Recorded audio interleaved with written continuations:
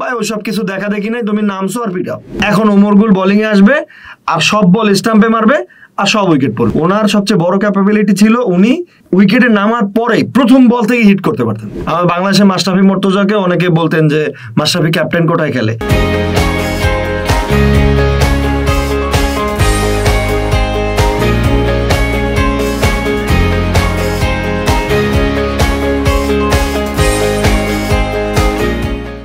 টি-20 world cup 2007 প্রথম টি-20 বিশ্বকাপ ফাইনালে পাকিস্তানকে হারিয়ে ট্রফি জেতে ভারত এবং ওটাই তাদের শেষ বিজয়। কিন্তু পরবর্তী সালে অর্থাৎ 2009 সালে পাকিস্তান কিন্তু পুরোপুরি ঘুরে দাঁড়ায়। কেমন ছিল 2027 বিশ্বকাপ? টি-20 নামক এই নতুন ফরম্যাটটাই বা কেমন ছিল? প্রিয় দর্শক, আপনাদের সবাইকে আমন্ত্রণ জানাচ্ছি লেটস টক ক্রিকেটে। সাথে আছি আমি তমা রশিদ এবং আমার সাথে রয়েছেন আপনাদের পছন্দের মানুষ, যিনি একজন ক্রিকেট প্রেমী।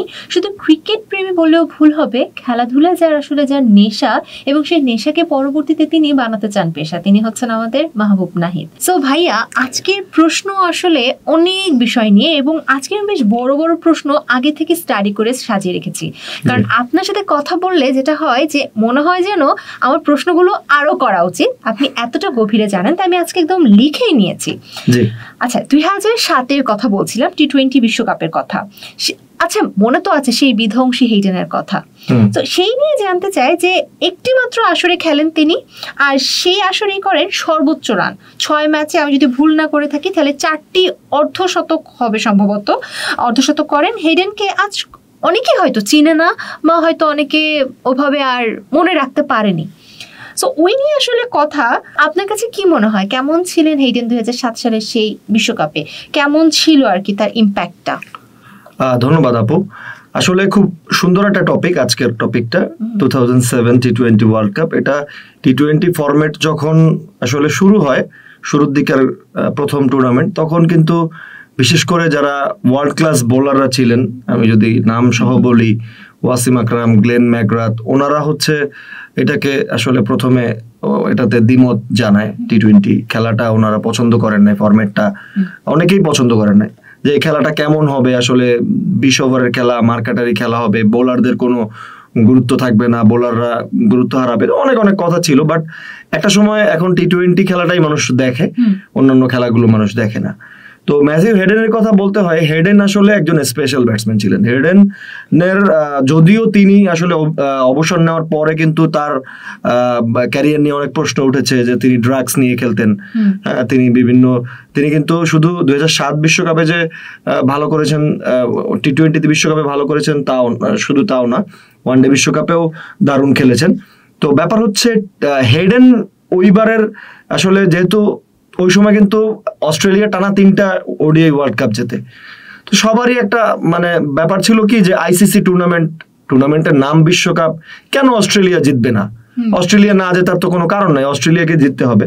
তো সেই জায়গা থেকে আসলে অস্ট্রেলিয়াকে সেমিফাইনালে ইন্ডিয়া হারিয়ে দেয়। তো হেডেনের পারফরমেন্সটা ভালোই ছিল, তিনি 6 ম্যাচে 265 রান করেছিলেন, স্ট্রাইক রেটও অনেক ভালো ছিল। তো ব্যাপার হচ্ছে যে এই জায়গা থেকে স্ট্রাইক রেট বোধহয় 150-এর কাছাকাছি ছিল। তো এই জায়গা থেকে হেডেন তার জায়গাটুকু কাজ করেছিলেন। বাট যেটা ব্যাপার হয়েছে যে সেমিফাইনালে আরো একজন তারকা ছিলেন, তিনি হচ্ছে বিশ্ব তারকা, তাকেও বিশ্ব তারকাই বলা যায়। এবারের বিশ্বকাপে তিনি ব্র্যান্ড অ্যাম্বাসেডর, ইউবরাজ সিং। ইউবরাজ সিং এর কথা সবাই জানে, ওই বিশ্বকাপে তার কয়েকটা ছিল, তিনি 1 ওভারে 6টা ছক্কা মারলেন স্টুয়ার্ট ব্রডের। তো ইউবরাজ সিং এর ওই ম্যাচের সেমিফাইনালের পারফরমেন্সটা 30 বলে 70 রান করে। সেমিফাইনালে কিন্তু হেডেনও ভালো খেলেছিল, 47 বলে 62 রান করে। বাট যুবরাজের ওই পারফরমেন্সটা না আসলে হেডেনের পারফরমেন্সটাকে আসলে নিভিয়ে দেয় বা ম্লান করে দেয়। তো আমার কাছে মনে হয় হেডেন আমাদের ওই সময় তো আমরা শিশু কিশোর, আমাদের কৈশোরকালের ক্রাশ ছিলেন হেডেন এবং জাস্টিন ল্যাঙ্গার একসময় ওপেনিং করতেন, তারপরে হেডেন এবং গিলক্রিস্ট ওপেনিং করতেন। তো হেডেন এবং গিলক্রিস্টের জুটিটা আমার কাছে মনে হয় যারা ছোটবেলায় আমাদের সময়কার ক্রিকেট দেখেছে, 3-এর বিশ্বকাপ, 7-এর বিশ্বকাপ, তো এই সময়গুলোতে এই ওপেনিং জুটিটা, এটা ওয়ার্ল্ডের সেরা ওপেনিং জুটি ছিল ওই সময়। এবং ওই সময় না, এখন পর্যন্ত তাদের ওই স্টাইলের ব্যাটিং, মানে মার্কাটারি স্টাইলের ব্যাটিং, ওই ধরনের ওপেনিং এখন পর্যন্ত কাউকে করতে দেখি না। সেই হিসাবে হেডেন আসলে আমাদের শৈশব কৈশোরের একটা ভালোবাসার নাম, একটা ইমোশনের জায়গা, এবং খুবই উপভোগ করেছিলাম তার ওই বিশ্বকাপটা। বিশেষ করে ইন্ডিয়ার কাছে অস্ট্রেলিয়ার হেরে যাওয়াটা খারাপ লেগেছিল, কারণ বেসিক্যালি আমি সবসময় ইন্ডিয়ার এন্টি সাপোর্টার, মানে ইন্ডিয়া যার সাথে খেলবে, ইভেন ইন্ডিয়া যদি হনুলুলুর সাথে খেলে তাহলেও আমি সেই দলে সাপোর্ট করবো। তো এই কারণে একটু কষ্টই পেয়েছিলাম এই, কিন্তু হেডেন ওয়াজ ফ্যান্টাস্টিক। আচ্ছা, যেহেতু 2007-এর কথা হচ্ছে, তাহলে আমি একটা নাম বলতে চাই, সেটা হচ্ছে ওমর গুলের কথা। এবং 7-এর কথা আসলে তার নামটা আসবে, কারণ আমরা তাকে এভাবে বলতে পারি যে অসাধারণ টি-20 স্পেশালিস্ট। কারণ 2007 এবং 2009 সালের পারফরমেন্স অনুযায়ী আসলে সর্বোচ্চ উইকেট টেকার ওমর গুলের। আর এই যে ফরম্যাটে যে বোলিং পারদর্শিতা, এটা নিয়ে আসলে আপনি কি বলতে চান? তার যে বোলিং এর যে ফরম্যাট, যে পারদর্শিতা, সেটা নিয়ে একটু জানতে চাই। আচ্ছা, ওমর গুলের কথা যদি আসে, স্পেশালি উনি 2007 এবং 9 বিশ্বকাপ খেলেছেন।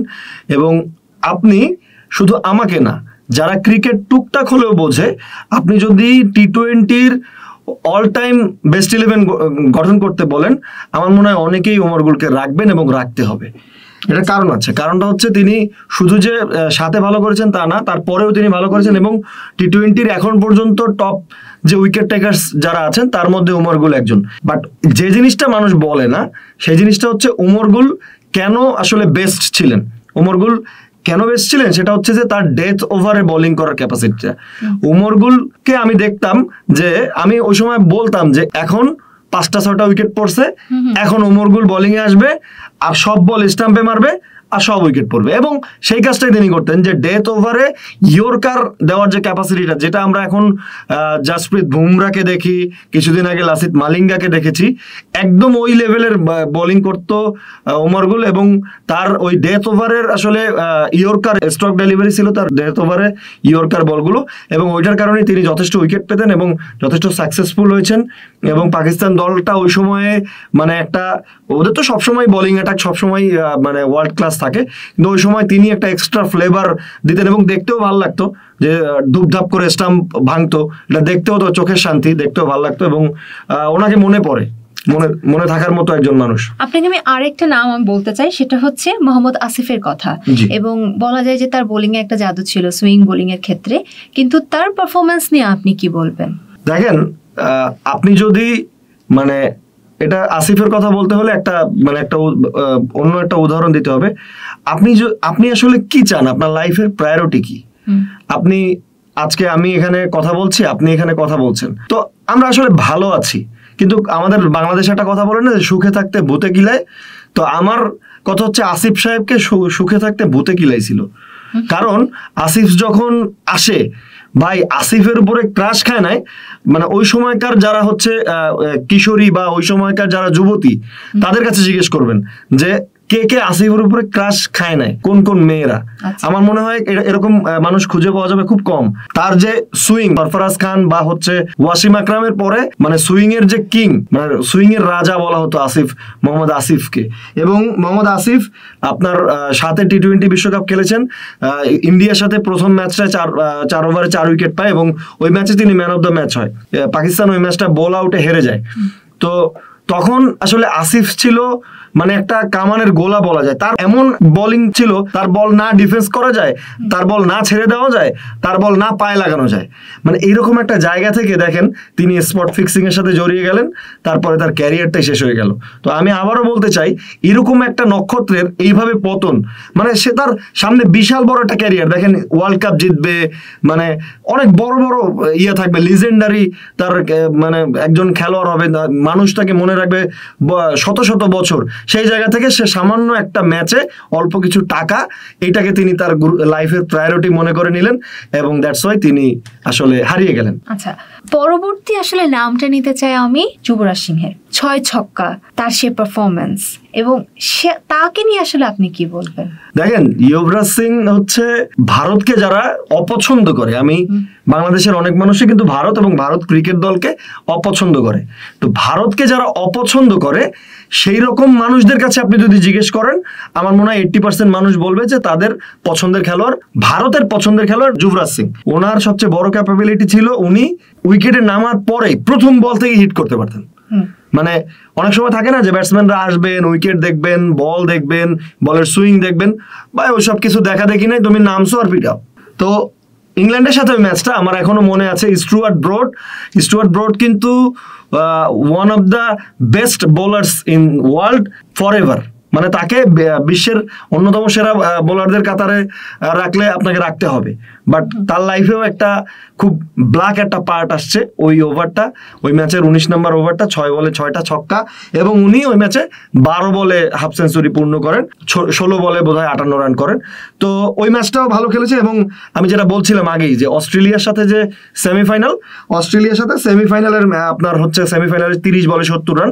বাট এছাড়া কিন্তু ইউবরাজ সিং এর আপনার ওই টুর্নামেন্টে অত বেশি সাকসেস ছিল না, তিনি রান করেছেন মোটে 180-র মতো রান। বাট দুইটা ম্যাচে ওই যে বলে যে খেলার মতো খেললে একটা ম্যাচ খেললেই হয়, হ্যাঁ, তো ওরকম আসলে দুইটা ম্যাচ খেলেছেন এবং তিনি বিশ্ব ক্রিকেটের অবশ্যই ব্র্যান্ড অ্যাম্বাসেডর। এবারে বিশ্বকাপের না শুধু, আমি বলবো যে ইউবরাজ সিং বিশ্ব ক্রিকেটের একজন ব্র্যান্ড অ্যাম্বাসেডর। আমার ইন্ডিয়াকে খারাপ লাগলেও যুবরাজকে ভালো লাগে। আচ্ছা, আপনার ইন্ডিয়াকে খারাপ লাগে, তো এই প্রসঙ্গটার সাথে আসলে আরেকটা জিনিস জানতে চাই আপনার কাছে, সেটা হচ্ছে আমরা কথা যদি বলি ভারতের বিশ্বকাপ জয় নিয়ে 2007 সালে সেই কথা, এবং সে কথায় আসলে MS ধোনির নামটা আমার মনে হয় সব থেকে বেশি আলোচিত, প্রশংসিত, যার নেপথ্যে এই জয়লাভটা হয়। তার সম্পর্কে আসলে আপনি কি বলবেন, বা আসলে তার পারফরমেন্স নিয়ে আসলে কি বলার আছে? ধোনি আসলে কি, ধোনি তো ক্যাপ্টেন কোটায় খেলে। আমাদের বাংলাদেশে মাশরাফি মর্তুজাও কিন্তু, মানে ধোনি ক্যাপ্টেন কোটায় খেলতো আর কি। আমার বাংলাদেশে মাশরাফি মর্তুজাকে অনেকে বলতেন যে মাশরাফি ক্যাপ্টেন কোটায় খেলে। বাট ক্যাপ্টেন কোটা যদি আসলেই এক্সিস্ট করে, তাহলে এটা একটা মানুষের জন্য এক্সিস্ট করে, সেটা হচ্ছে মহেন্দ্র সিং ধোনি। তিনি 7 ম্যাচে 154 রান করেছেন 2007 বিশ্বকাপে, ওগুলো সবাই ভুলে যাবে। 7 ম্যাচে 154 রান খুব বেশি রান না, বাট দুইটা ডিসিশন ছিল ওই টুর্নামেন্টে, দুইটা ডিসিশন। একটা হচ্ছে পাকিস্তানের সাথে ফাইনালে আপনার যোগেন্দর শর্মাকে বলটা দেওয়া, এটা পৃথিবীর সবাই বলছে যে ধোনি এটা ভুল করছে। বাট ধোনির আমার মনে হয় লাকও আছে আপু, মানে সে এমন জায়গায় এমন কাজ করছে। মানে দেখেন আপনি ইউবরাজকে বাদ দিয়ে রায়নাকে দলে ঢুকাইছে, রায়না সাকসেস হয়েছে। অনেক ভালো খেলোয়াড়দেরকে তিনি বাদ দিয়ে তার বিভিন্ন তার পছন্দের খেলোয়াড়কে দলে রাখার জন্য ইয়ে করছে। এটা তো আমরা MS ধোনি সিনেমায়ও দেখছি, জাদেজার কথা দেখছি, তারপরে অশ্বিনের কথা দেখছি, এদেরকে তিনি দলে রাখছেন এবং লাকিলি বা যেভাবেই হোক তারা কিন্তু ভালো খেলে ফেলছে। তো এইটা একটা। আরেকটা ছিল হচ্ছে বোল আউটেও কি কাহিনী হয়েছে এটা আমি পরে আসবো। বোল আউটেও তার সিলেকশন নিয়েও একটা ঘটনা আছে, এটা আমি পরের একটা অপশনে এসে বলবো। বাট ব্যাপার হচ্ছে কি, মানুষ আসলে একটা জিনিসই মনে রাখে, লাস্ট ওভার 12 রান লাগে, এই সময় কাকে বল দিছে? যোগেন্দর শর্মা সাকসেস। এখন আর মানে আপনি আর ওখানে ব্যর্থ হয়ে গেলে কিন্তু ধোনি হয়তো যে one of the most culprit, but সে তো সাকসেস হয়ে গেছে, এখন এখানে তো আর আপনার কিছু বলার নাই, এই কারণে ধোনি সাকসেসফুল। আচ্ছা, আপনি ব্যাকগ্রাউন্ডের একটা ঘটনা বলতে চেয়েও আসলে বলছেন না, সো এটাকে আমরা পরবর্তী এপিসোডে পাবো না? আচ্ছা ঠিক আছে, আমি বলছি। সেটা হচ্ছে যে বোল আউটের ঘটনাটা বলছে, সেটা হচ্ছে যে বোল আউটের ক্ষেত্রে যেটা হয় ওইটা মানে বিশ্বের প্রথম ঘটনা। মানে ম্যাচটা টাই হয়, পাকিস্তান বোধহয় 141 রান করে, 141 রান ইন্ডিয়া করে। ম্যাচ টাই হওয়ার পরে এখন তো আমরা সুপার ওভার দেখি, ওই সময় সুপার ওভার ছিল না, তো ওই সময় বোল আউট। তো বোল আউটের ক্ষেত্রে পাকিস্তান যেটা করলো, তারা তাদের পেস বোলারদের সিলেক্ট করলো। প্রথমে আসলো ইয়াসির আরাফাত, উমার গুল, শেষে থার্ডটা বোধহয় আফ্রিদিনি ছিল। বাট ধোনি এই জায়গাটা টেকনিক খাটাইলো। ধোনি কাদেরকে দিল? আপনার হচ্ছে শেওয়াগ, হরভজন, উথাপ্পা। তারা কি করলো? আস্তে এসে জায়গায় দাঁড়িয়ে মানে একদম সুন্দর মতো স্টাম্প সই করে স্টাম্পে বল মেরে দিল। আর পাকিস্তানি বোলাররা কি করলো? জোরে রান আপ নিয়ে এসে পেস বোলিং করলো, তারা 3টার একটাও লাগাইতে পারলো না। এই যে আসলে মানে এই যে চিন্তাটা, মানে এটা একটা এক্সেপশনাল চিন্তা, এবং এই এক্সেপশনাল চিন্তার জন্য MS ধোনি এখন মানে তাকে তো পারলে ইন্ডিয়া প্রধানমন্ত্রী কেন, তার চেয়ে বড় কিছু যদি দিতে চায় তা দিতে পারলেও তারা মানে তাদের খুশি। তো এই যে ডিসিশনটা ওই সময় এত কাম এন্ড কুল চিন্তা করে যে না, আমার পেস বোলাররা বাদ, আমি সুন্দর মতো নর্মাল প্লেয়ারদেরকে এনে, স্পিন বোলারদেরকে এনে আস্তে করে থ্রো করাবো, এই যে টেন্ডেন্সিটা, এইগুলোর জন্যই আসলে MS ধোনি স্পেশাল।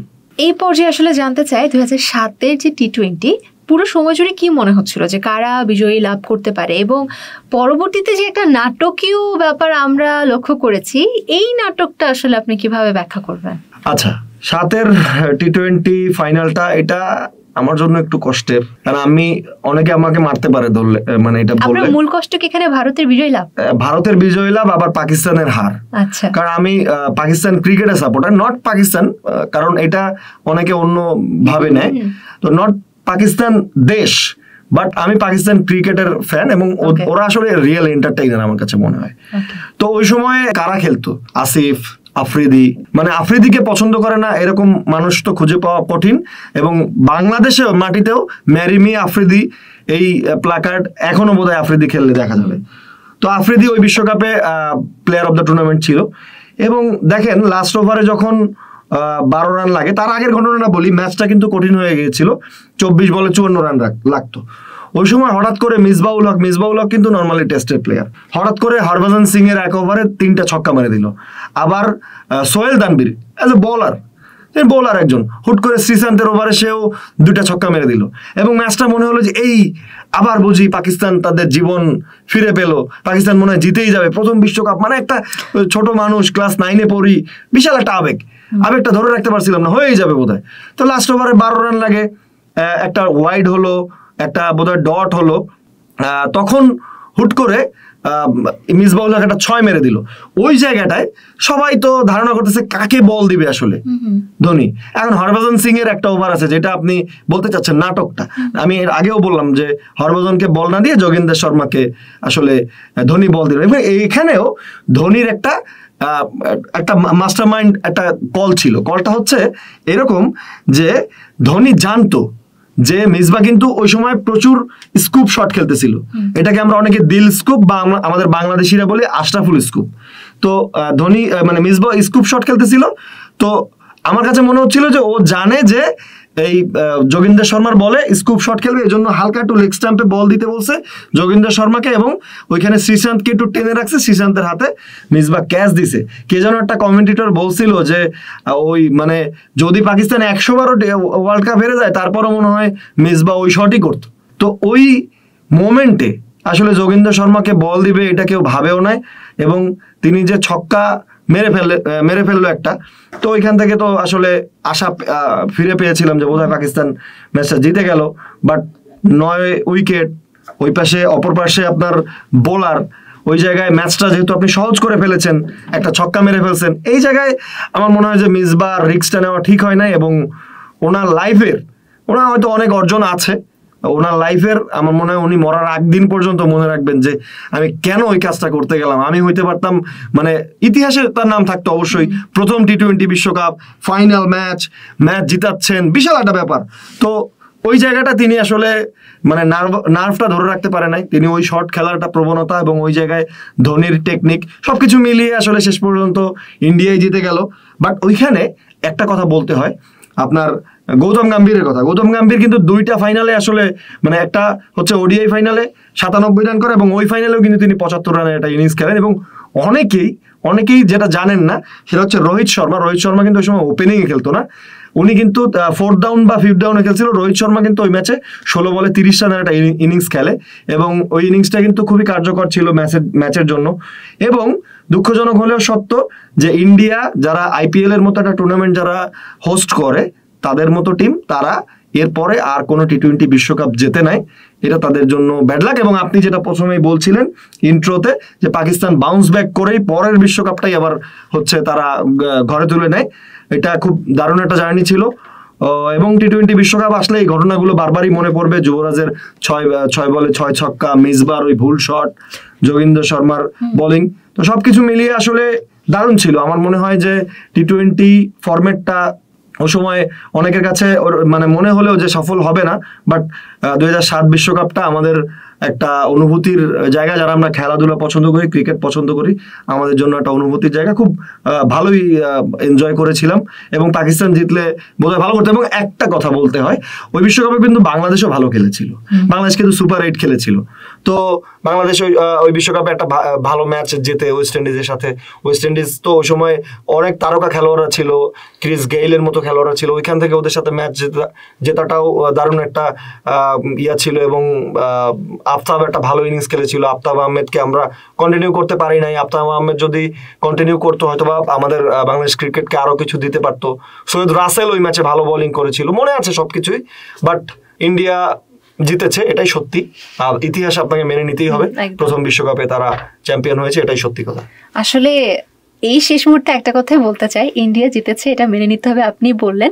এবং মেজবা একটা ভুল করেছে, আসলে হার জিত এটাকে আমরা বলি খেলা, এবং এই খেলাটাই 2007 হয়েছে। আজকের এই আলোচনা থেকে অনেক কিছুই আসলে 2007 বিশ্বকাপ নিয়ে আমরা আবারও একটু স্মৃতি রোমান্থন করলাম, সেই সাথের আকস্মিক ব্যাপারগুলো বা সাথে যে উন্মাদনা উত্তেজনাটা ছিল, যে নতুন একটা বিষয়।